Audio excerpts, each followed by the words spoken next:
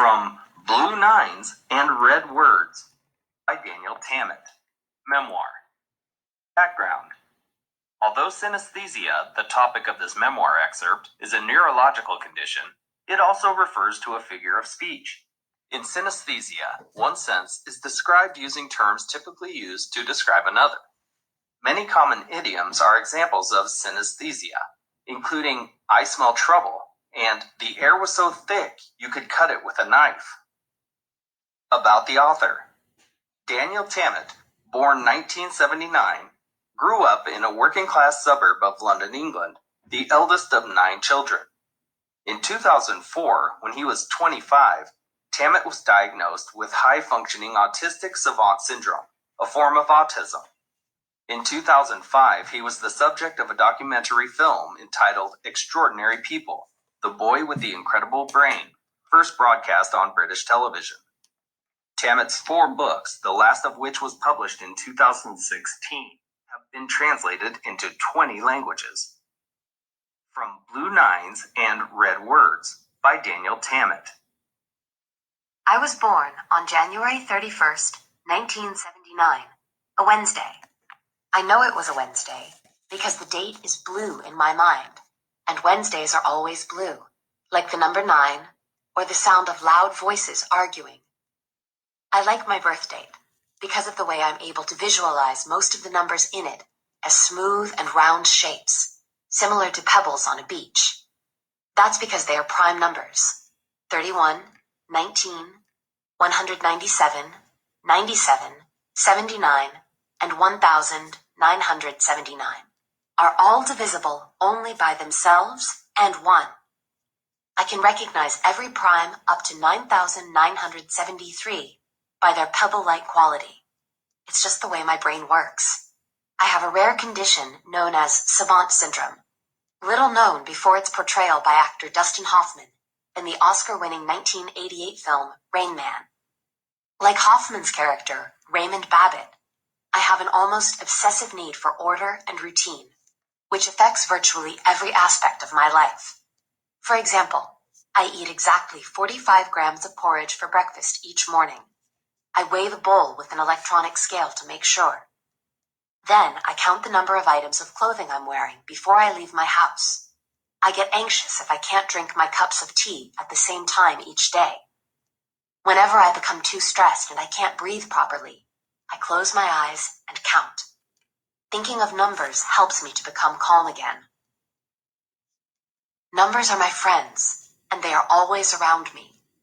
Each one is unique and has its own personality.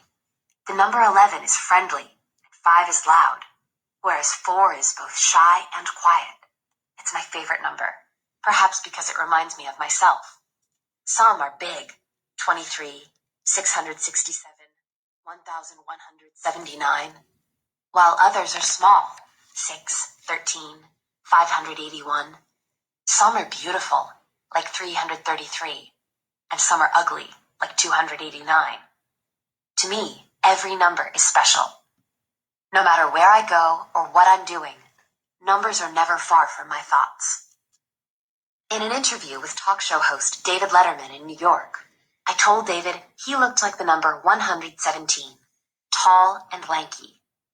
Later outside, in the appropriately numerically named Times Square, I gazed up at the towering skyscrapers and felt surrounded by 9s, the number I most associate with feelings of immensity. Scientists call my visual, emotional experience of numbers synesthesia, a rare neurological mixing of the senses, which most commonly results in the ability to see alphabetical letters and/or numbers in color. Mine is an unusual and complex type, through which I see numbers as shapes, colors, textures, and motions.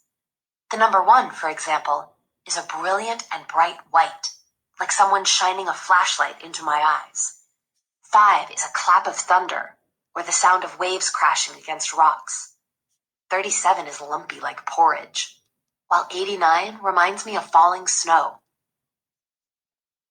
Probably the most famous case of synesthesia was the one written up over a period of 30 years from the 1920s by the Russian psychologist A.R. Luria of a journalist called Shereshevsky with a prodigious memory. S, as Luria called him in his notes for the book The Mind of a Mnemonist, had a highly visual memory, which allowed him to see words and numbers as different shapes and colors. S was able to remember a matrix of 50 digits after studying it for 3 minutes, both immediately afterwards and many years later. Luria credited Shereshevsky's synesthetic experiences as the basis for his remarkable short and long-term memory. Using my own synesthetic experiences since early childhood, I have grown up with the ability to handle and calculate huge numbers in my head without any conscious effort, just like the Raymond Babbitt character. In fact, this is a talent common to several other real-life savants, sometimes referred to as lightning calculators. Dr. Daryl Trefford, a Wisconsin physician and the leading researcher in the study of savant syndrome, gives one example of a blind man with a faculty of calculating to a degree little short of marvelous in his book Extraordinary People.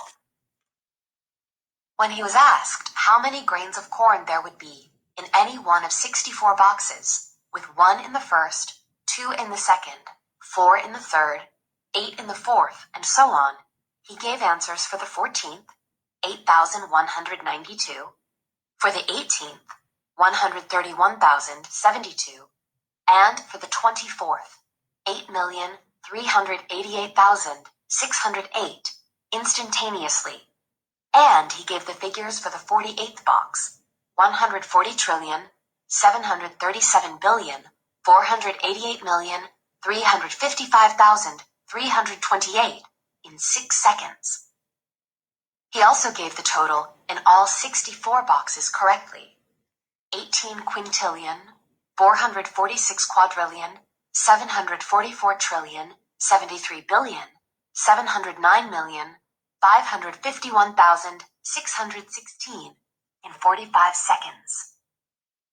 My favorite kind of calculation is power multiplication, which means multiplying a number by itself a specified number of times. Multiplying a number by itself is called squaring. For example, the square of 72 is 72 times 72 equals 5,184. Squares are always symmetrical shapes in my mind, which makes them especially beautiful to me. Multiplying the same number 3 times over is called cubing, or raising to the third power.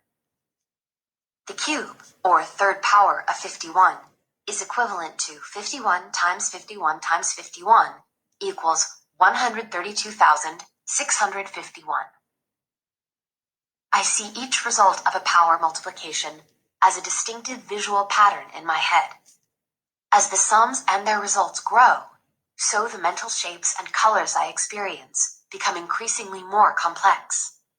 I see 37's fifth power, 37 times 37 times 37 times 37 times 37 equals 69,343,957, as a large circle composed of smaller circles running clockwise from the top around. When I divide one number by another, in my head I see a spiral rotating downwards in larger and larger loops, which seem to warp and curve. Different divisions produce different sizes of spirals with varying curves. From my mental imagery, I'm able to calculate a sum like 13 divided by 97, 0.1340206, and so on, to almost 100 decimal places. I never write anything down when I'm calculating, because I've always been able to do the sums in my head, and it's much easier for me to visualize the answer using my synesthetic shapes than to try to follow the carry the one techniques taught in the textbooks we are given at school. When multiplying, I see the two numbers as distinct shapes. The image changes and a third shape emerges, the correct answer.